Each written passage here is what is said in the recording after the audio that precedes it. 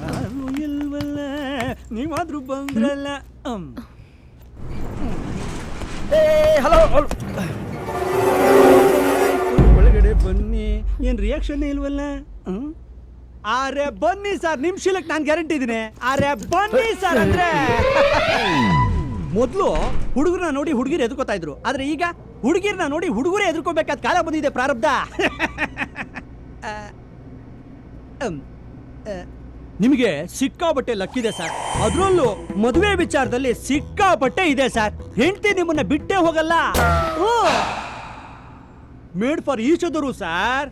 ಹೆಂಡತಿ ಸಂತಾನ ಲಕ್ಷ್ಮಿ, ಮುಖದಲ್ಲೇ ಲಕ್ಷ್ಮಿ ಕಳೆ ಎದ್ದು ಕಾಣ್ತಾ ಇದೆ. ದುಡಿದ್ರು ದುಡ್ಡು ಕಾಸು ಹುಡ್ದೇ ಇರತಕ್ಕಂತ ಕಾಲದಲ್ಲೂ ಸಾಲ ಮಾಡ್ಕೊಂಡು ಸಾಯೋವರೆಗೂ ಸಂಸಾರ ಮಾಡಬಹುದು. ಕೂತ್ರು ತುಬ್ದನ್ನ.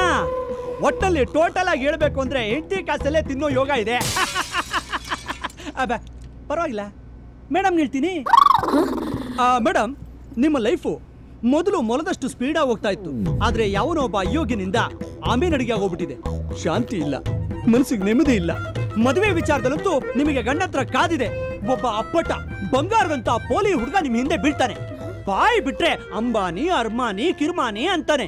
ಜೇಬ್ನಲ್ಲಿ ಒಂದು ಪೈಸಾ ಮನಿ ಪನಿ ಏನೂ ಇಲ್ಲ. ಎಲ್ಲಾ ಗ್ರಹಗತಿಗಳು ಲೆಕ್ಕಾಚಾರ ಹಾಕಿದ್ರೆ ನೀವು ಆ ಗಂಡಾಂತರಿಂದ ತಪ್ಪಿಸ್ಕೊಂಡು ಹೋಗೋದು ತುಂಬಾ ಕಷ್ಟ. ಹಾಗೂ ನೀವೇನಾದ್ರೂ ತಪ್ಪಿಸ್ಕೊಂಡ್ಬಿಟ್ರೆ ಸೂಪರ್ ಭವಿಷ್ಯ. ಮೇಡಮ್, ನಿಮ್ಮ ಮುಖ ಲಕ್ಷಣ ನೋಡಿದ್ರೆ ನನಗೆ ಅನ್ನಿಸ್ತಾ ಇದೆ ಇವತ್ತಿಂದನೇ, ಈ ಕ್ಷಣದಿಂದನೇ ಶನಿ ನಿಮ್ಮ ಹೆಗ್ಲೇರೋ ಚಾನ್ಸಸ್ ತುಂಬಾ ಇದೆ ಮೇಡಮ್. ನನ್ನ ಜ್ಯೋತಿಷ್ಯದ ಮೇಲೆ ಆಣೆ, ನೀವು ಇದರಿಂದ ಪಾರಾಗೋದು ತುಂಬಾ ಕಷ್ಟ ಕಷ್ಟ ಕಷ್ಟ ಕ್ಲಿಷ್ಟ. ಶನಿ ನನ್ನ ಹೆಗ್ಲೇರ್ ಬಿಟ್ಟಿರ್ಬೇಕು ಅನ್ಸುತ್ತೆ. ಹುಚ್ಚಂಗಿ ಬಾರಮ್ಮ. ಲೈಫ್ಗೆ ಲಿಫ್ಟೇ ಪ್ರಾಬ್ಲಮ್ಮು.